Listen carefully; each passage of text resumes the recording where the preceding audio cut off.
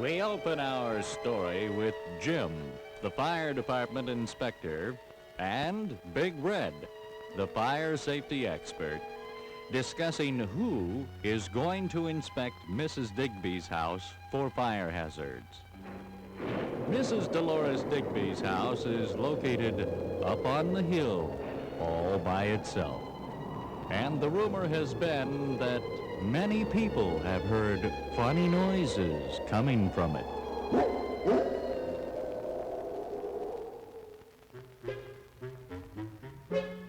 Not me. I'm not going in there. What if there are ghosts up there? Come on, Big Red. I'll go with you. There's no such thing as a ghost. And we do need to inspect her house for fire hazards. I'll get my inspection papers, and I'll meet you by the car. I don't feel very well. I think I'm turning green. Maybe someone else should go with you. Big Red, you are not sick. And being the fire safety expert, I will need your help. I'll stay with you all the time, so nothing can happen. Big Red was scared. He didn't want to go. This place looks scary even during the day. Maybe no one is home. Oh, relax. I called before we left, and Mrs. Digby said she would be home. Maybe I should stay in the car to make sure no one takes it. No, Big Red, you don't have to stay in the car. It sure looks like no one lives here. Maybe we should come back later. Come on in. You first, Jim. I'm right behind you.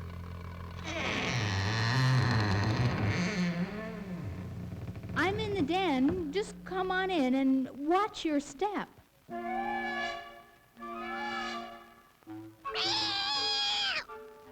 But it was too late.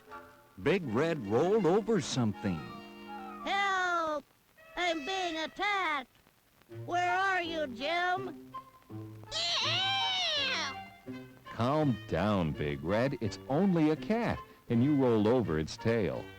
Oh, I'm sorry.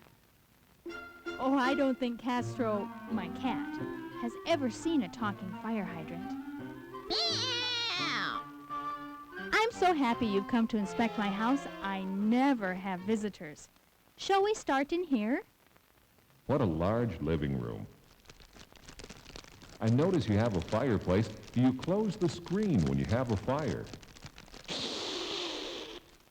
Oh, yes, I know a spark could fly out and land on the rug, so I close it every time I use it. Oh, you have an electric cord running under the rug. That is dangerous. Heat from the cord can build up and start a fire. I'll remove that.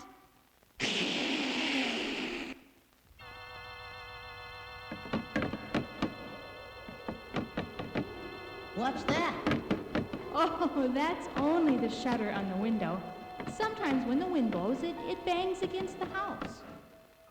Let's continue. You have baseboard heaters. Now make sure you move anything that can burn at least 12 inches away from any heater. Check at night and before you leave the house to make sure that clothes, toys, and even furniture are moved away from the heater. Be careful, Castro. Heaters can be dangerous. Now let's go to my bedroom and check for fire hazards.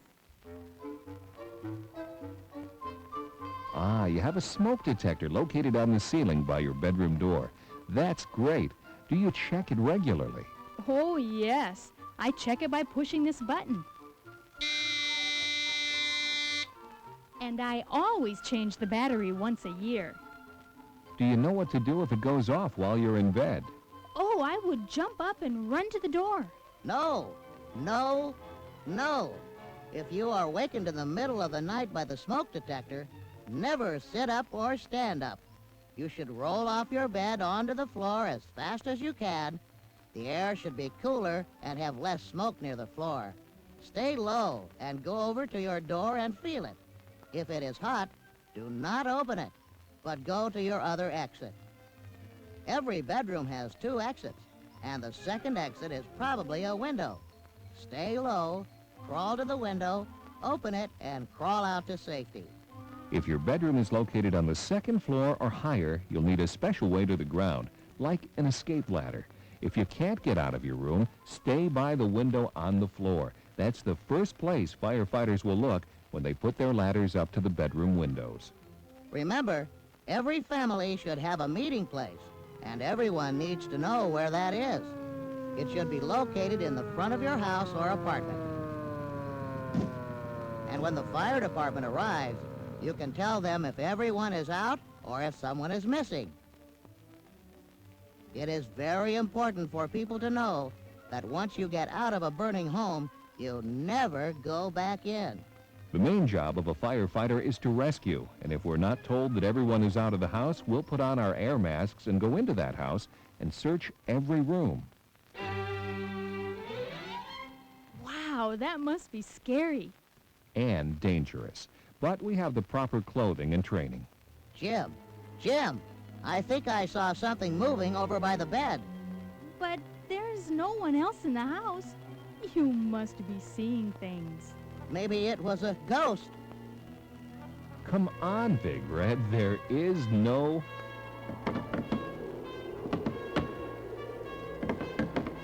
I think I'm leaving. Wait a minute, Big Red. Let's go check behind the bed. Why, it's only Castro, looking for his ball. I think he wants you to play with him. Oh, why, of course. I knew it couldn't be a ghost. This is a large bedroom. Now, I notice you have a portable heater. Remember, they can be dangerous. I only use it when I'm sewing or ironing, and I keep everything away from it. Do you know the emergency telephone number in case there is a fire? Oh, yes, 911. I have it posted on all my telephones. I also have my address on the phone. If someone else needs to use my phone to call for help, they'll be able to give the correct information to the operator. That's a good idea. Sometimes in an emergency, people forget. And if it's written on the telephone, they can give it to our operators quickly. Could we check my kitchen? Big Red didn't hear Mrs. Digby. And after they left, Castro started playing jokes on Big Red again. What's that? Hey, where is everyone?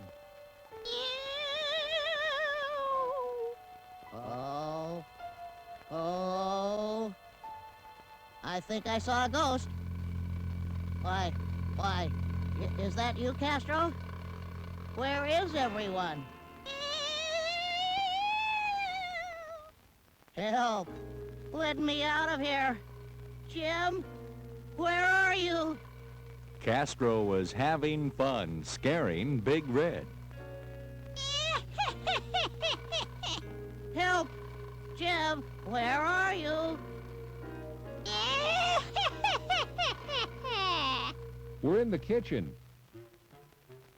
What have you been doing, playing ball with Castro?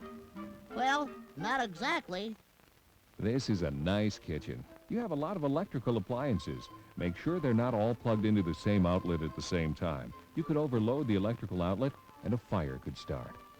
Oh, I'm very careful. I always unplug my appliances when I'm through with them, and I never plug more than 2 appliances in at the same time. What about keeping your pot handles pointing to the side?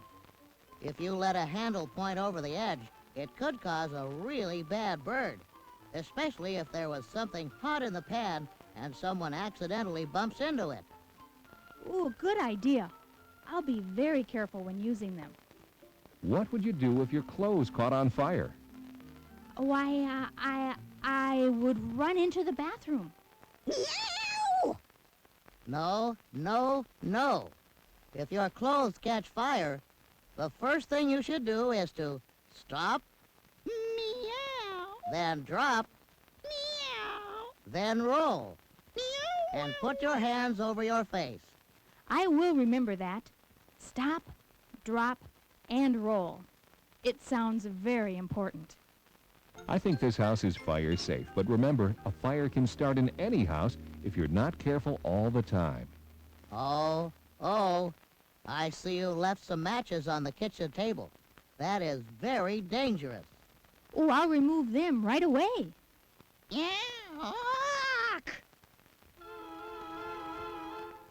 I'm sure glad you came to my house to remind me about all of these important fire hazards. Help! Jim! It has turned dark in here and I'm being attacked. Castro, now you be nice to Big Red.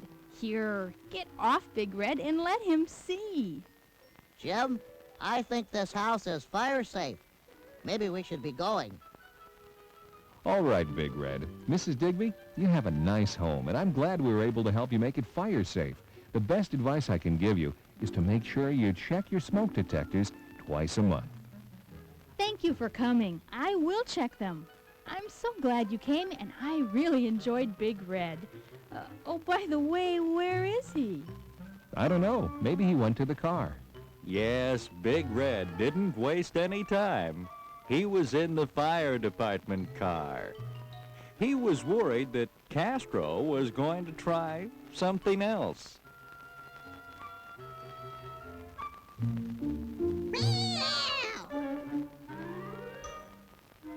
Oh, there you are, Castro, and you're all wet.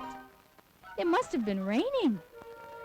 Say goodbye to our friends, Inspector Jim and Big Red.